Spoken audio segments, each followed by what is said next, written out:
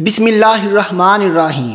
ناظرین، جیسے جیسے عید کے دن نزدیک آتے ہیں مردے کیوں روتے ہیں اور یہ دعا کرتے ہیں کہ کاش کبھی عید نہ آئے۔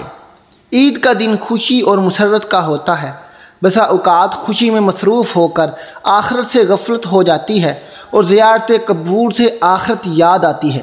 اس لیے اگر کوئی شخص عید کے دن قبر کی زیارت کرے تو مناسب ہے، کچھ مذائقہ نہیں، لیکن اس کو لازم اور ضروری سمجھنا، خواہ یہ التزام عملاً ہی صحیح، جس سے دوسروں کو یہ شبہ ہو کہ یہ چیز لازمی اور ضروری ہے، درست نہیں۔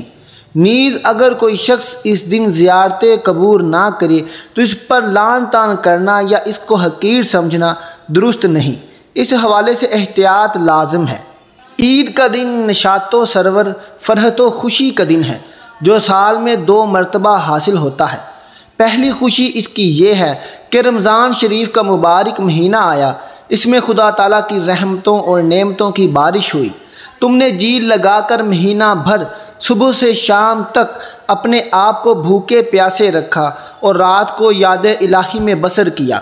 اس کی خوشی میں رمضان المبارک کے ختم ہوتے ہی 1 شوال کا دن تمہارے لیے فرحت و خوشی کا دن مقرر کر دیا گیا اور اس دن کو عید الفطر کہتے ہیں۔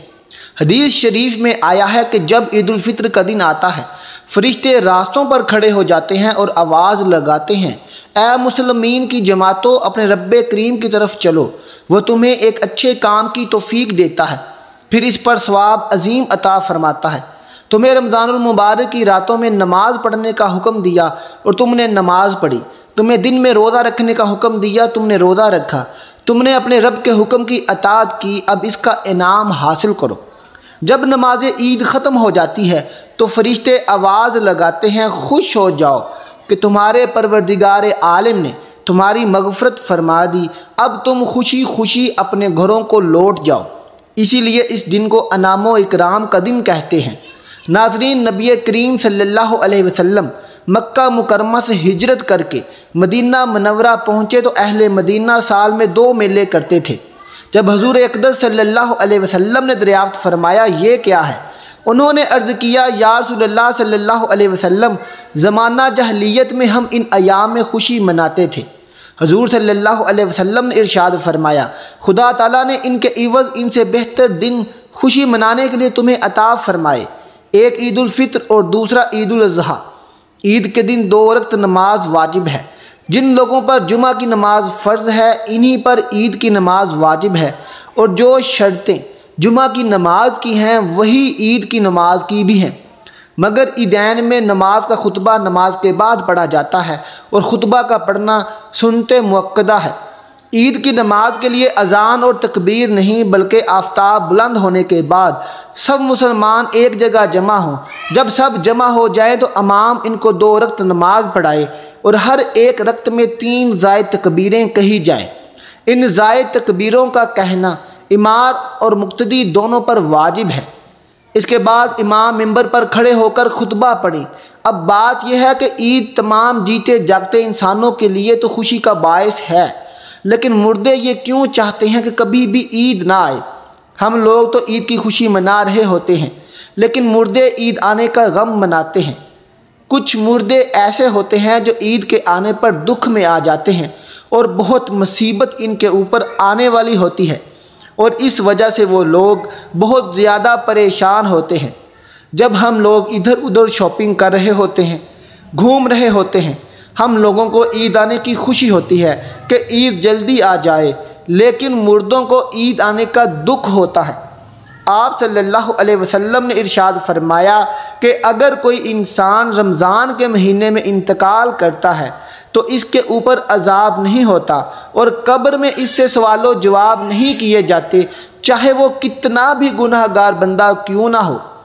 رمضان میں انتقال اس کا ہو جائے تو رمضان کے مہینے کی برکت اس کو یہ ملتی ہے کہ رمضان بھر اس سے نہ سوال و جواب ہوتے ہیں اور نہ ہی رمضان بھر اس کے اوپر عذاب نافذ کیا جاتا ہے۔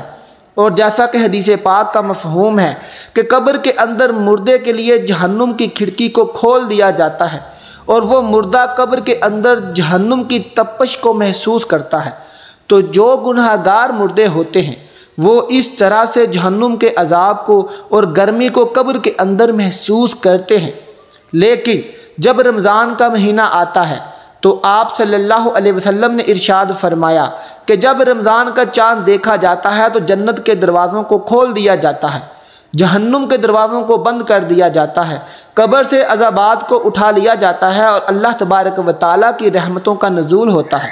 یہ ساری چیزیں ہوتی ہیں تو جو مردہ ہوتا ہے اس کو بڑی راحت ملتی ہے۔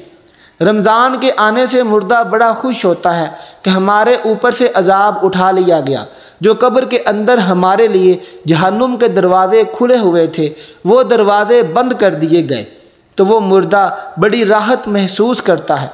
اب سوال یہ پیدا ہوتا ہے کہ جن لوگوں کے اوپر سے اللہ تعالیٰ نے رمضان میں عذاب ہٹا لیا تو عید کے بعد ان کے اوپر عذاب نافذ ہوتا ہے یا نہیں؟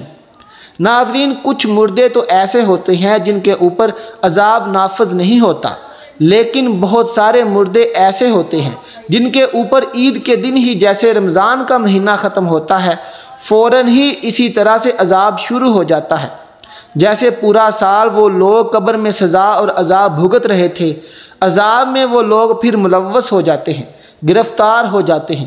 بعض علماء فرماتے ہیں کہ جب کوئی انسان رمضان کے مہینے میں انتقال کرتا ہے اور اسے قبر میں سوال و جواب نہیں ہوتے، اور جب ایک مرتبہ اللہ تعالیٰ کسی کے اوپر سے عذاب کو اٹھا لے تو پھر دوبارہ ان پر عذاب نازل نہیں کرتا، بشرطے کہ اس کے لیے کوئی اصالِ ثواب کر رہا ہو یا مغفرت کی دعا کر رہا ہو۔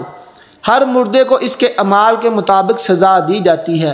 جو نیک لوگ ہوں گے جن کو اللہ تعالیٰ نے کافی کر دیا کہ ان کو 2، 4، 6 مہینے سزا ہوگی، بس اب ان کے اوپر سزا نافذ نہیں ہوگی۔ پھر رمضان کی برکت سے ان پر سے عذاب اٹھا لیا گیا تو اب اگر اللہ نے چاہا تو ان پر پھر کبھی عذاب نہیں ہوگا۔ لیکن اگر کوئی بندہ زیادہ گناہ گار ہے، مثلاً کوئی ایسا بندہ ہے جس کا اسلام پہ تعلق ہی نہیں ہے، جو اسلام کو جانتے ہوئے بھی اسلام کو مانتا نہیں تھا، کفر و شرک کا مرتکب ہوا، تو اگر اللہ نے چاہا تو اس پر رمضان کے بعد بھی عذاب جاری رہے گا، اور اگر اللہ نے اسے معاف کر دیا تو پھر اسے کبھی بھی عذاب نہیں ہوگا، رمضان کے بعد بھی نہیں، کیونکہ اللہ معاف کرنے والی ذات ہے، اس کی رحمت سے کبھی مایوس نہیں ہونا چاہیے۔ ناظرین، جب رمضان کا مہینہ ختم ہوتا ہے تو رمضان کی برکتیں بھی ختم ہو جاتی ہیں، شیطان کو قید سے رہا کر دیا جاتا ہے، مردوں پر سے رحم کا معاملہ ختم ہو جاتا ہے، جہنم کے دروازے جو بند تھے رمضان میں وہ رمضان کے جانے سے کھول دیے جاتے ہیں، جنت کے دروازوں کو اللہ تعالیٰ بند فرما دیتا ہے۔ ان سب باتوں کا مردوں کو علم ہوتا ہے کہ کب رمضان شروع ہو رہا ہے اور کب ختم ہو رہا ہے، تو رمضان کے جانے سے اہل قبور یہ سوچتے ہیں کہ اب رمضان جا رہا ہے اور پھر عید جیسے ہی آئے گی اس کے بعد ہم پر عذاب کو پھر سے نافذ کر دیا جائے گا، جس کی وجہ سے وہ غمگین ہو جاتے ہیں اور روتے ہیں۔ رمضان بھر تو مرحومین کی عید ہوتی ہے کہ ان پر کوئی عذاب نہیں ہوتا۔ ہم لوگ رمضان کے آخری عشرے میں جب اپنی مغفرت کی دعائیں اللہ رب العالمین سے کرتے ہیں تو پھر ہمیں اپنے مرحومین کے لیے بھی زیادہ سے زیادہ اصالِ ثواب بھی کرنا چاہیے، اور صرف اپنے ہی مرحومین کے لیے نہیں بلکہ تمام مومنین مومنات، مسلمین و مسلمات اور جن کو بھی ہیں، جو بھی مسلمان اس دنیا سے رخصت ہو چکے ہیں، اللہ تبارک و تعالیٰ ان تمام لوگوں کی مغفرت فرمائے اور اللہ تعالیٰ ان کو جنت الفردوس میں اعلیٰ سے اعلیٰ مقام عطا فرمائے، آمین ثم آمین۔ ناظرین، آپ کو ویڈیو کیسی لگی کمنٹ باکس میں ضرور بتائیے گا، اور ایک بار سبحان اللہ لکھ دیجئے گا۔ ملتے ہیں آپ سے اپنی اگلی ویڈیو کے ساتھ، ہمارے چینل کو سبسکرائب کر دیجئے گا۔ اللہ حافظ۔